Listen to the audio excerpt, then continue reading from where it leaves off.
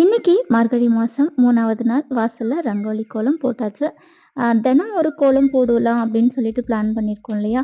So daily ஒரு கோலம் போடுவேன். அந்த கோலத்தையும் நான் ஷார்ட்ஸில் கொடுக்குறேன்.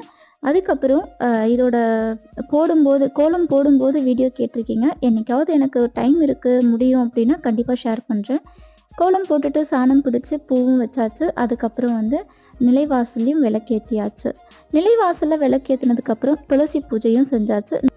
இந்த மந்த் ஃபுல்லுமே, அதாவது மார்கழி மாதம் முழுக்கவே துளசி மாடம் சுற்றி நம்ம பூஜை செய்கிறோம் அப்படின்னா ரொம்ப நல்லது.